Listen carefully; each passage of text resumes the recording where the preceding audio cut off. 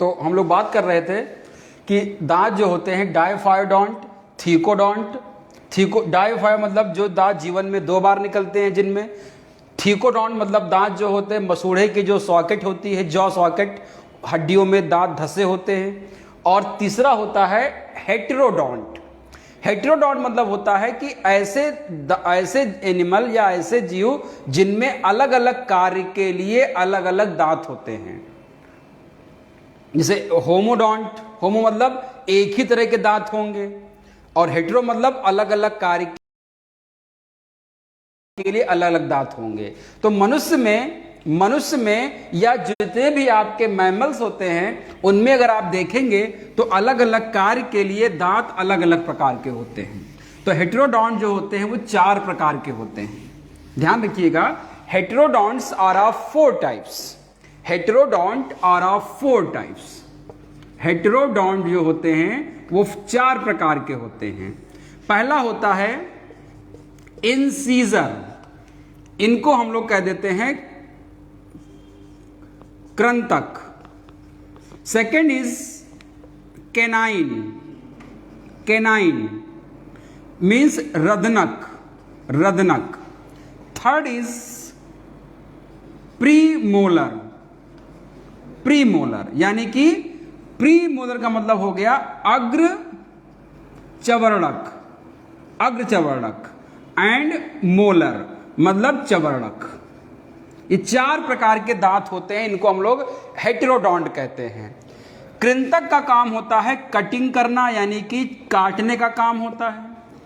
Canine का काम होता है चीरने फाड़ने का यानी कि टीयरिंग करने का, चीजों को चीरना फाड़ना, मांस को चीरना फाड़ना।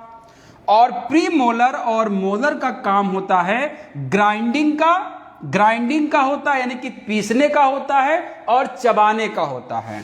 चीविंग एंड ग्राइंडिंग, चबाना और पीसना, ये काम किसका होता है? प्रीमोलर और मोलर का होता है।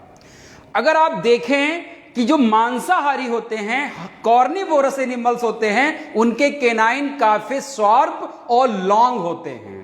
तो जितने भी आप बिल्ली देखेंगे, कुत्ता देखेंगे, आप जितने भी भेड़िया देखेंगे, उल्फ देखेंगे, आप हाइना लकड़बग्घा देखेंगे, शेर देखेंगे, जितने भी आपके कॉर्निवोरस एनिमल होंगे उनके जो कैनाइन होते हैं वो काफी लंबे और शार्प होते हैं।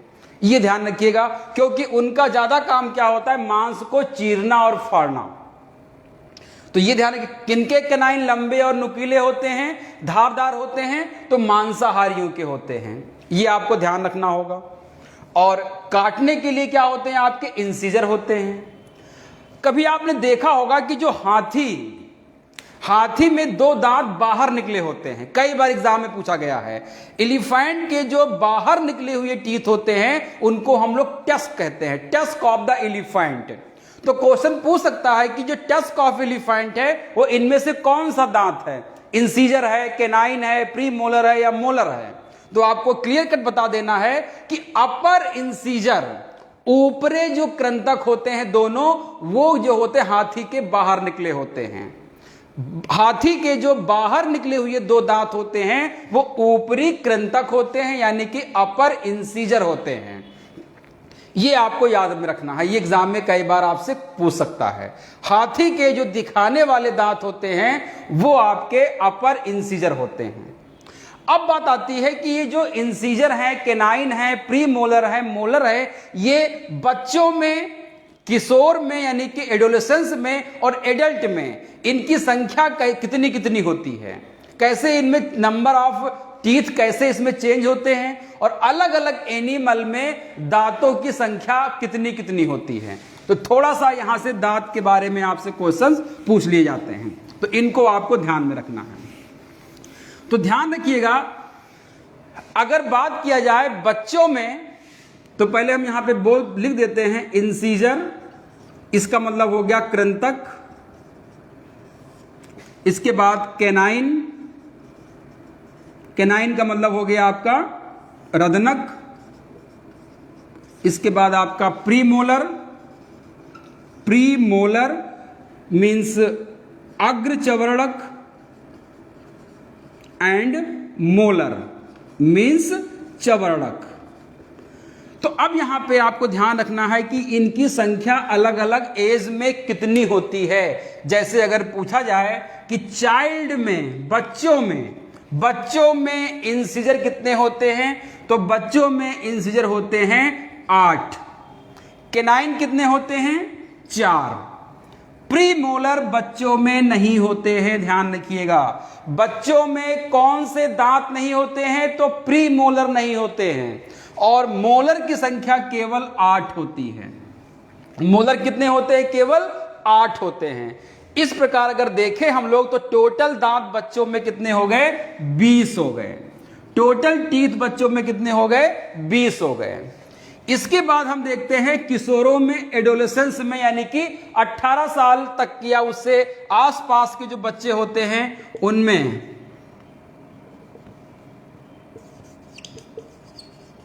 एडोलेसेंस में जो दांत की संख्या होती है वो इंसिजर 8 होते हैं। केनाइन जो होते हैं वो 4 होते हैं। प्री मोलर जो होते हैं वो इनमें हो जाते हैं आपके 8, और मोलर जो होते हैं वो अभी भी इसमें 8 हैं। यानी कि एडोलेसेंस में जो नए दांत निकल के आते हैं वो प्री मोलर होते हैं। एडोलेसेंस में जो नए दांत निकल करके आते हैं वो कौन से होते हैं? वो प्री मोलर होते हैं। अब अगर इसको हम जोड़ते हैं तो हम पाएंगे कि किशोरों में दांतों की संख्या कितनी होती है? 28 होती है। 28 हो जाती है। इसके बाद हम एडल्ट की अगर बात करते हैं, एडल्ट में इंसीजर की संख्या तो वही रहती है, चेंज नहीं होती है। केनाइन की भी संख्या चेंज नहीं होती है, 4 रहती है। प्री मोलर की भी संख्या चेंज नहीं होती है, जो एडोलेसेंस में होती है वही होती है। बट मोलर की संख्या बढ़ जाती है। जो लास्ट मोलर होते हैं, 2 ऊपर और 2 नीचे, ये लास्ट जो मोलर होते हैं ये बढ़ जाते हैं और इनकी संख्या हो जाती है 12। यानी कि एडल्ट में मोलर हो जाते हैं 12। ये जो लास्ट जो 4 मोलर आए हैं इनकी वजह से टोटल दांतों की संख्या कितनी हो गई? 32 हो जाती है। टोटल दांतों की संख्या कितनी हो गई? यहां पर 32 हो गई। इसको आपको ध्यान में रखना है। तो अब आपने यहां पर देखा कि बच्चों में 8 incisor, 4 canine, 0 pre molar, 8 molar. Adolescence में 8 incisor, 4 canine, 8 pre molar, 8 molar. And in adult 8 incisor, 4 canine, 8 pre molar and 12 molar. ये जो 8 के बाद जो 4 एक्स्ट्रा जो दांत निकल के आए, last molar is called wisdom teeth, अकल के दाढ़। ये जो 4 लास्ट में जो निकल करके आते हैं इन्हीं को क्या कहा जाता है? अक्ल के दाढ़ कहे जाते हैं। तो विजडम टीथ कौन से होते हैं? Last molar is called wisdom teeth, और इनकी संख्या कितनी होती है? 4 होती है। लास्ट जो मोलर होते हैं उन्हीं को हम क्या कहते हैं? विजडम टीथ कहते हैं। लास्ट जो 4 मोलर होते हैं, यानी कि लास्ट जो मोलर होते हैं, last molar is called wisdom teeth, और इनकी संख्या कितनी होती है? 4 होती है। और जो विजडम टीथ होती है इनका कोई काम नहीं है, तो इनको हम लोग वेस्टिजियल ऑर्गन के रूप में इसको हम लोग गिनते हैं। एक अवशेषी अंग की तरह होते हैं। ये कैसे होते हैं? अवशेषी अंग के रूप में होते हैं। हमारी बॉडी में जो वेस्टिजियल ऑर्गन होते हैं वो कौन कौन से होते हैं? एक तो निक्टेटिंग मेम्ब्रेन होता है हमारी आंख में, उसका कोई काम नहीं है। ईयर पिन्ना है, इसका कोई काम नहीं है। हेयर्स बॉडी में है, उनका कोई काम नहीं है। और आपने देखा यहाँ पर जो आपके विजडम टीथ है इनका कोई काम नहीं है। और अपेंडिक्स होता है, जो छोटी आंत और बड़ी आंत जहाँ पर मिलती है वहाँ पर एक छोटा सा पाउच लाइक स्ट्रक्चर होता है, जहाँ पर पहले सेलुलोज का डाइजेशन हुआ करता था। वो ऑर्गन अब वहाँ पर सेलुलोज का डाइजेशन नहीं होता है, इसलिए उसको भी हम लोग अब वेस्टिजियल ऑर्गन के रूप में कंसिडर करते हैं। इसको आपको ध्यान में रखना है। ये हो गया। अब कभी कभी पूछ लेता है कि अलग अलग एनिमल्स में दांतों की संख्या कितनी होगी, तो कुछ कॉमन एनिमल्स हैं उनको आपको ध्यान रखना है। तो सबसे ज्यादा किस स्तनधारी के मुंह में दांत होते हैं, सबसे ज्यादा टीथ किस मैमल्स में होते हैं? तो ध्यान रखिएगा, तो मैक्सिमम नंबर ऑफ जो टीथ होते हैं वो पिग में होते हैं 44, सुअर में 44 दांत होते हैं। इसके बाद हॉर्स की बात आती है, घोड़े में 42 दांत होते हैं। इसके बाद डॉग में, कुत्ते में 40 दांत होते हैं। इसके बाद ध्यान रखिएगा, कैटल मवेशी, गाय भैंस और ह्यूमन दोनों में 32 दांत होते हैं। कैट, लॉयन यानी कि बिल्ली की जो प्रजातियां होती हैं, लायन वगैरह, कैट वगैरह, इन सब में दांतों की संख्या होती है 30 होती है। रैबिट में, खरगोश में दांतों की संख्या होती है 28 टीथ होते हैं। ये कुछ आपको याद रखने हैं। ये क्वेश्चन आपसे पूछ लेगा कि बिल्ली में कितने दांत होते हैं, शेर में कितने दांत होते हैं, या आपके टाइगर में कितने दांत होते हैं। तो कैट फैमिली में जो भी आएंगे उनमें 30 होगा, और कैटल यानी गाय भैंस मवेशियों में, मनुष्य में 32 दांत होंगे, कुत्ते में 40 होंगे, हॉर्स में 42 होंगे, सुअर में सबसे ज्यादा कितने होते हैं, 44 होते हैं। तो ये डेटा आपको याद रखना है, यहां से क्वेश्चंस आपसे पूछ सकता है। इसके बाद जो आता है, जीभ की बात आती है। जीभ का काम क्या होता है? तो पाचन तंत्र में जीभ का काम होता है कि जो भी दांत जो भी भोजन को काटता है, पीसता है, उसको क्या करना, लार में मिक्स करना, और लार में मिक्स के साथ साथ उसका क्या करना, बोलस बनाना यानी कि गोला बनाना, जिससे कि वो उसको हम निगलने में आसानी हो सके। ये जीभ कराता है। और जो हम आवाज निकालते हैं वो भी जीभ के द्वारा होता है। और टेस्ट जो होता है, स्वाद, टेस्ट के लिए भी जीभ जिम्मेदार होती है। तो जीभ के मुख्य रूप से 3 काम हो जाते हैं।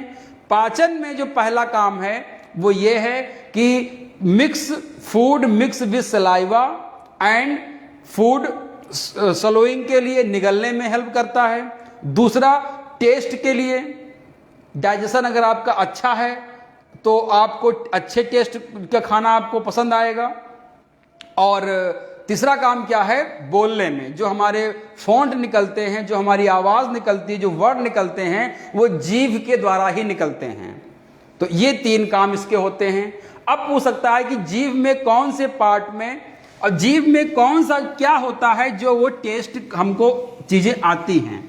तो उसको हम लोग पैपली के नाम से जानते हैं। पैपली जीभ के ऊपर क्या होती है, छोटे छोटे जो है वो स्ट्रक्चर होते हैं, उनको हम लोग पैपली कहते हैं। उन्हीं पैपली की वजह से जो है हमको टेस्ट फील होता है। बीच वाले हिस्से में पैपली नहीं होती है, इसको आप ध्यान रखिएगा।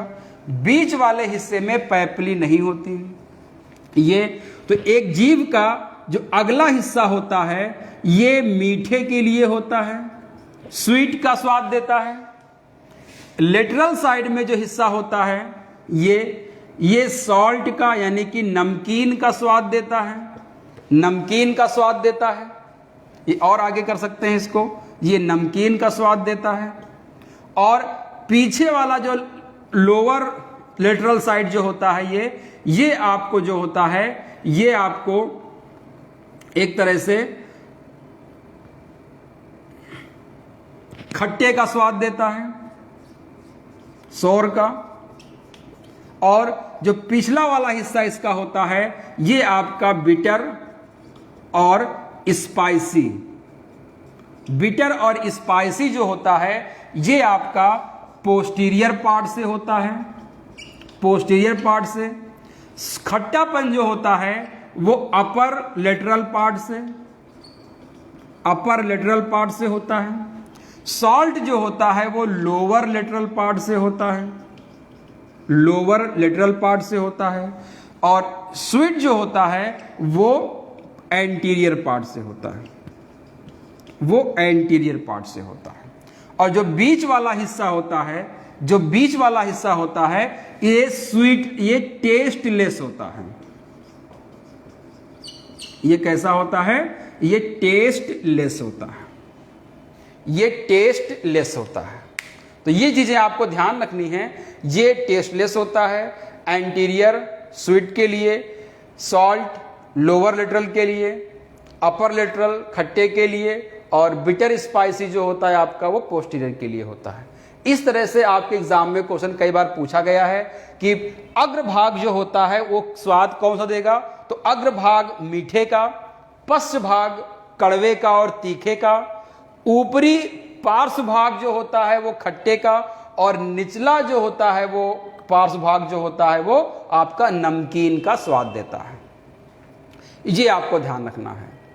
इसके बाद बात आती है सलाइवरी ग्लैंड की, यानी कि लार ग्रंथियों की।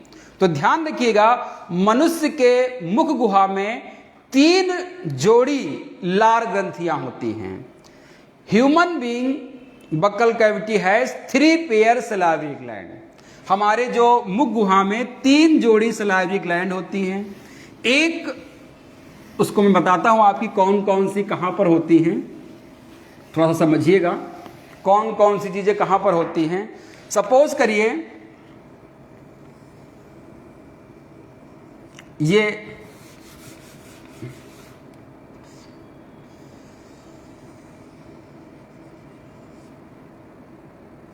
ये मान लीजिए कोई ह्यूमन बीइंग है। अब यहां पर ध्यान रखिएगा कि कान के पास में एक बड़ी सी ग्लैंड होती है, कान के पास में एक बड़ी सी लार ग्रंथि होती है। दूसरी, चिन के ऊपर यहाँ जो जीभ होती है, जीभ के निचले वाले हिस्से में यहाँ पर एक लार ग्रंथि होती है, और एक चिन के नीचे जो होती है यहाँ पर एक लार ग्रंथि होती है। 3 जोड़ी यहाँ पर लार ग्रंथियाँ होती हैं। कान के पास जो होती है सबसे बड़ी होती है, इसको पैरोटिड कहते हैं, पैरोटिड सलाइवरी ग्लैंड, पैरोटिड। ये बहुत ही कॉमन है। इसमें एक मम्स डिजीज हो जाती है तो यही इसमें क्या होता है, सूजन आ जाती है।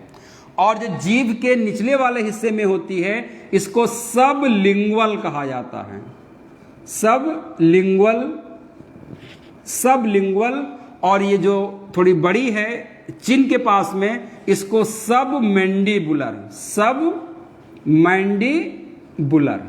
तो ये ध्यान रखिएगा, 3 जोड़ी सलाइवरी ग्लैंड पाई जाती हैं।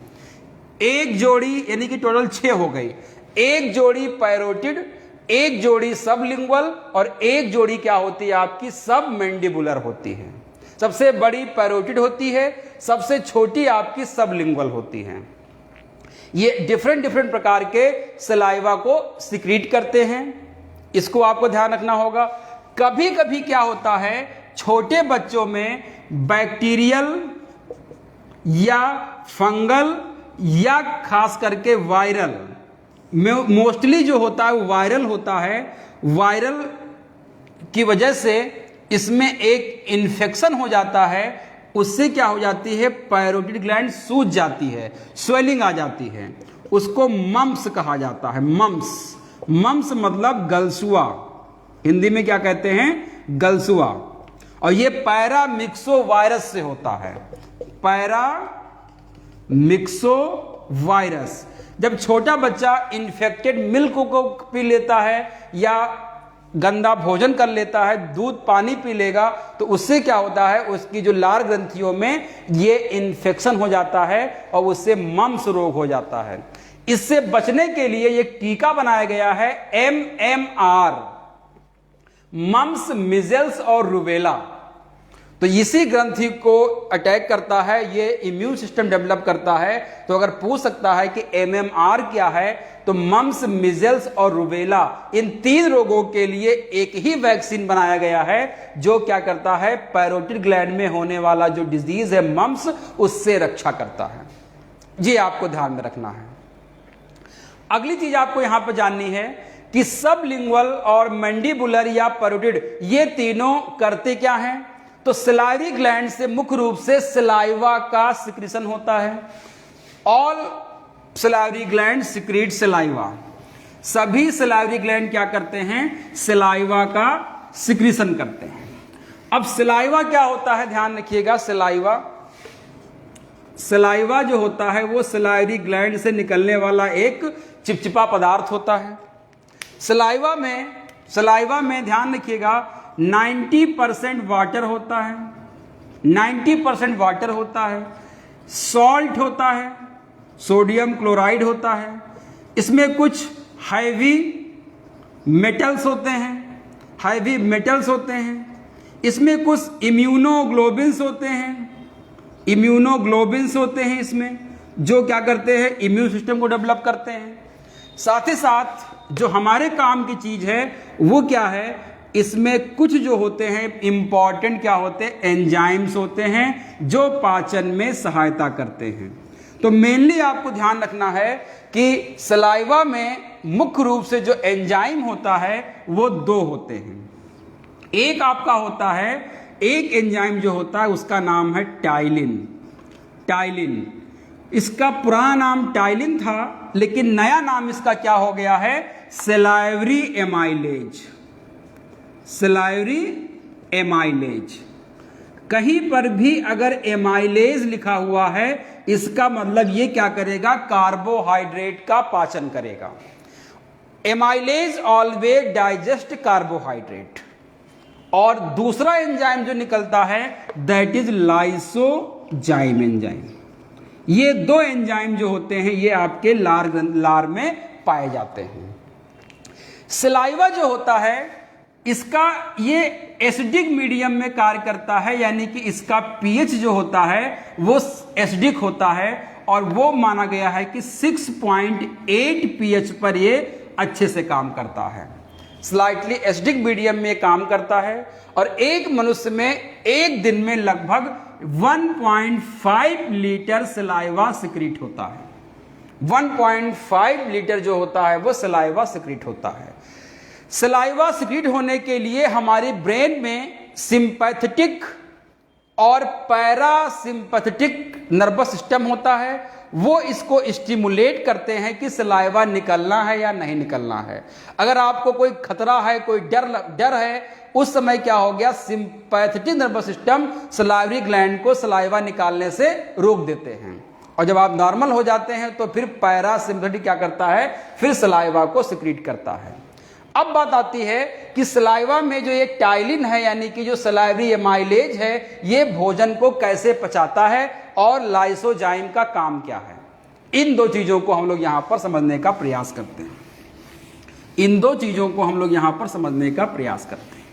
तो ध्यान रखिएगा कि सलाइवरी एमाइलेज यानी कि टाइलिन ये एसिडिक मीडियम में काम करता है, यानी कि लगभग 5.6 से 6.8 पीएच के बीच में काम करता है।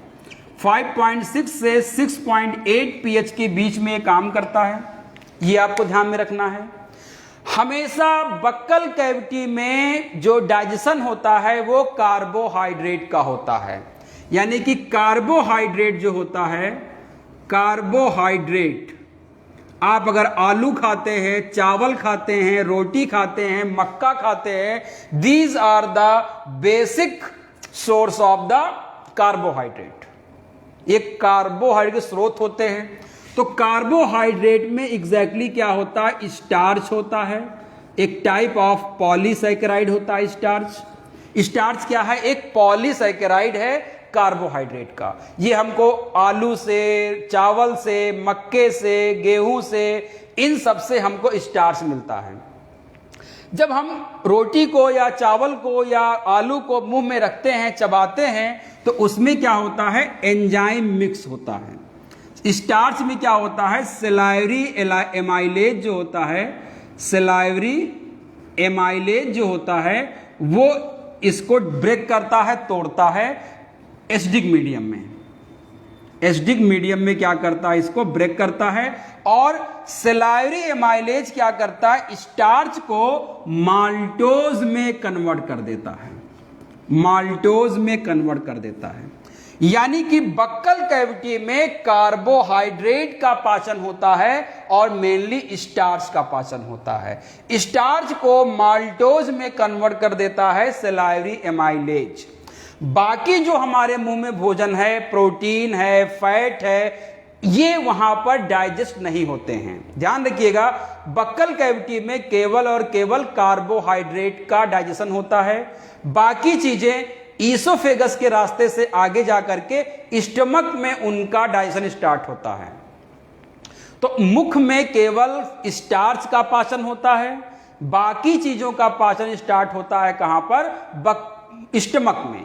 और स्टमक में प्रोटीन और फैट का डाइजेशन ज्यादा होता है, वहां पर कार्बोहाइड्रेट का डाइजेशन नहीं होता है या बहुत कम होता है, क्योंकि वहां पर कार्बोहाइड्रेट को डाइजेस्ट करने वाले एंजाइम्स नहीं होते हैं। ये आपको ध्यान रखना होगा। तो बक्कल कैविटी में स्टार्च को माल्टोज में कन्वर्ट करता है। अब यहां पर क्वेश्चन क्या बनेगा कि भोजन का पाचन कहां से शुरू होता है? तो food digestion start from buccal cavity. किस भोजन का पाचन सबसे पहले होता है? तो digestion of carbohydrate start first. सबसे पहले कार्बोहाइड्रेट का डाइजेशन होता है। कहां से होता है? बक्कल कैविटी में होता है। स्टार्च को माल्टोज में कौन कन्वर्ट करता है? तो टाइलिन या सलाइवरी एमाइलेज करता है। सलाइवरी एमाइलेज एक एसिडिक एंजाइम है जो एसिडिक मीडियम में काम करता है। यह हमारी लार ग्रंथियों से निकलने वाला एंजाइम है। यह आपको ध्यान रखना होगा। एंजाइम क्या होते हैं? Enzyme are biocatalyst which increase the rate of biochemical reactions without undergoing any change. जो आपके कैटलिस्ट होते हैं, यानी कि बायो कैटलिस्ट, जो जैव रासायनिक अभिक्रिया की दर को बिना उसमें भाग लिए बढ़ा देते हैं, वो कंपाउंड क्या कहलाते हैं? एंजाइम कहलाते हैं। ये काम यहां पर हो रहा है। सेकेंड थिंग मैंने बताई थी आपको, लाइसोजाइम। लाइसोजाइम भी एक एंजाइम होता है जो हमारी सलाइवा में पाया जाता है। जब हम खाना खाते हैं तो बाहर से बहुत सारे माइक्रो ऑर्गेनिज्म, खास करके बैक्टीरिया हमारे भोजन के साथ हमारे मुंह में इंटर कर जाते हैं। तो उन बैक्टीरिया की सेल वॉल को डैमेज कर दिया जाए जिससे कि उनकी ग्रोथ रुक जाए, वो मर जाएं। तो सलाइवा में एक ऐसा एंजाइम होता है जो बैक्टीरिया की सेल वॉल को डिसॉल्व कर देता है और बैक्टीरिया को मार देता है। यानी कि एक प्रकार से नेचुरली क्या हो रहा है, ये हमारी बॉडी में एक फिजिकल बैरियर का काम कर रहा है। यानी कि भौतिक रूप से जो बैक्टीरिया या जो माइक्रो ऑर्गेनिज्म आ रहे हैं उनको मारने का भी काम लगातार चल रहा होता है। तो लाइसोजाइम क्या करते हैं? किल माइक्रो ऑर्गेनिज्म, यानी कि किल बैक्टीरिया। बैक्टीरिया को ही क्या कर देते हैं? किल करने का काम करते हैं। ये आपको ध्यान में रखना है। बैक्टीरिया को क्या करते हैं? किल करने का काम करते हैं। अब क्या होगा कि जब भोजन हमारा कार्बोहाइड्रेट का पाचन शुरू हो जाएगा, स्टार्च से माल्टोज बन जाएगा और हमारी जीभ और हमारी लार भोजन को चबा करके गोला बना देगा। मुंह में बने उस डाइजेस्टेड, यानी कि वो ब्रेकडाउन या मैस्टिकेटेड जो फूड होता है। मैस्टिकेशन का मतलब क्या होता है कि दांत से चबाना, लार में मिलाना और उसकी गोली बनाना। This process is called mastication. अब मैस्टिकेशन के बाद एक छोटे छोटे गोले बनते हैं जो हमारे ईसोफेगस के द्वारा वो नीचे जाता है। उस गोले को बोलस कहा जाता है। यानी कि मैस्टिकेशन के बाद फूड किस में कन्वर्ट हो जाता है? बोलस में। तो हमारे ईसोफेगस में जो फूड इंटर करता है वो किस फॉर्म में करेगा? बोलस के फॉर्म में करता है। और वही बोलस कहां जाता है? हमारे स्टमक में जाता है। एक चीज आज हम और बताएंगे आपको, इसके बाद आज की क्लास को हम फिनिश करेंगे, इसके आगे की हम लोग आगे कंटिन्यू करेंगे। वो बात यह है कि जब बोलस आगे बढ़ता है तो वो ईसोफेगस के रास्ते से स्टमक में पहुंचता है। ग्रास नली के द्वारा जो होता है वो भोजन अंदर की तरफ बढ़ता है। अब बात यहां पर आती है कि जो हम सांस लेते हैं, ब्रीदिंग करते हैं और हम खाना निगलते हैं, तो ब्रीदिंग करते हैं उसका रास्ता और खाना निकलने के रास्ता, दोनों का एक कॉमन पैसेज होता है जिसको हम लोग फेरिंग्स कहते हैं। तो बक्कल कैविटी के नीचे एक हिस्सा होता है फेरिंग्स, उसको हम लोग ग्रसनी कहते हैं। ग्रसनी क्या होती है? रिस्पिरेशन और डाइजेशन दोनों का कॉमन पैसेज होता है। यानी कि जो हम सांस लेते हैं वो एयर भी उसमें आती है और जो हम खाना खाते हैं वो बोलस भी वहां पर आता है। वहां से दोनों चीजें अलग होती हैं। ब्रीदिंग के बाद जो हमारी एटमॉस्फेरिक एयर है वो चली जाती है श्वास नली में यानी कि ट्रैकिया में, और जो हम खाना निगलते हैं वो चला जाता है हमारे फूड पाइप में यानी कि ईसोफेगस में। तो कहीं ऐसा ना हो जाए कि अचानक से भोजन जो है वो श्वास नली में चला जाए। इसीलिए कहते हैं कि खाते समय ज्यादा हंसना नहीं चाहिए, बोलना नहीं चाहिए, खांसना नहीं चाहिए, जल्दी जल्दी नहीं खाना चाहिए। इससे संभावना होती है कि आप सांस लेना शुरू कर देंगे और जो फूड पार्टिकल है वो आपके ट्रैकिया यानी कि श्वास नली में चला जाएगा और उससे आपको दिक्कत हो सकती है, श्वास लेने में बाधा आ सकती है और इंसान की डेथ भी हो सकती है। तो उससे बचने के लिए नेचुरली किया क्या गया है, ध्यान रखिएगा, उससे बचने के लिए नेचुरली क्या किया गया है। सपोज करिए, इसको एक मिनट, उससे बचने के लिए नेचुरली क्या किया गया है उसको आपको ध्यान में रखना है। सपोज करिए कि ये आपका